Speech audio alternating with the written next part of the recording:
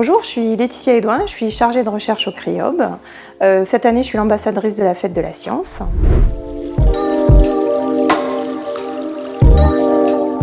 Et aujourd'hui, je vous propose de vous parler du cycle de vie du corail et je vous invite à me suivre.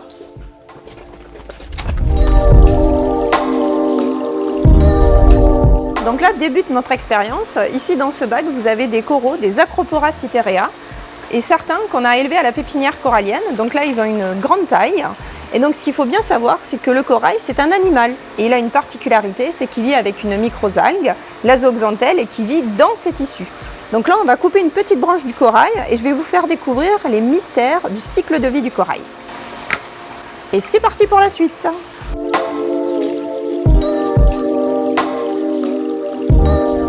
Là, on va faire une petite expérience. Vous connaissez les coraux, hein, on a vu les coraux adultes, comment ils sont.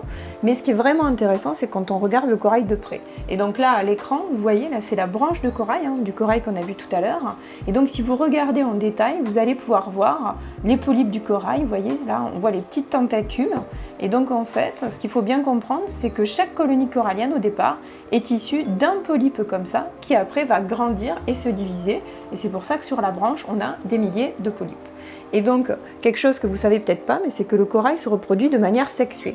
En ce moment, c'est la période de reproduction des coraux, et donc on peut voir, si on coupe une branche corallienne, on peut voir les œufs dans le squelette corallien. Alors là, on va chercher si on trouve des œufs.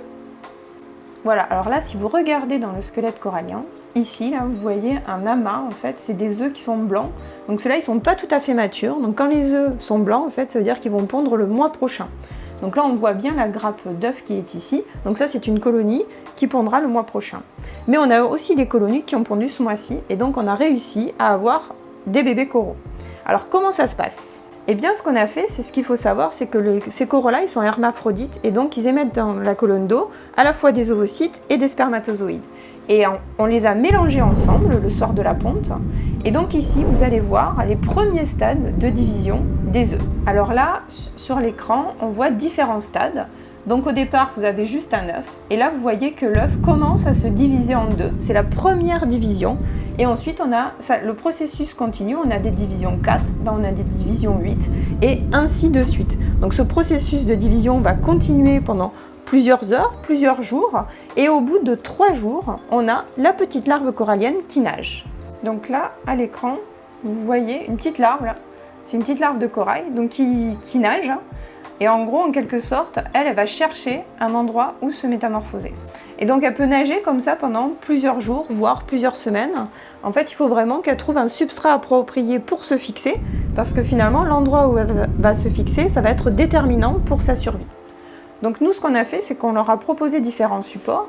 Et donc là, on leur a mis des petites dallettes. On a regardé si elles venaient se métamorphoser dessus. Voilà, donc là, vous voyez, à l'écran, on voit le premier polype corallien qui s'est formé.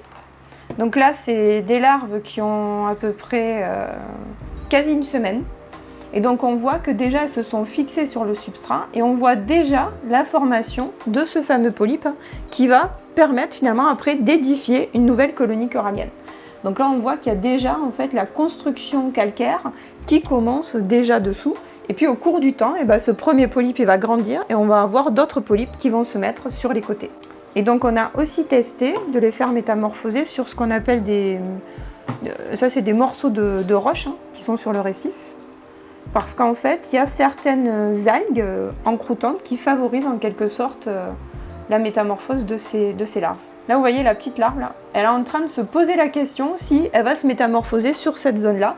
Donc en fait, elle regarde, en fait, elle teste en quelque sorte si c'est un endroit où elle va vouloir venir s'implanter et finir sa vie. Et là, juste en haut, là, vous voyez ici, là, sur l'écran, là, vous voyez qu'il y a une larve là, qui s'est implantée ici. Voilà, et donc à partir de ça, ces petites larves ont formé un polype qui vont ensuite donner des colonies mères. Et donc ça, c'est tout le cycle de vie du corail.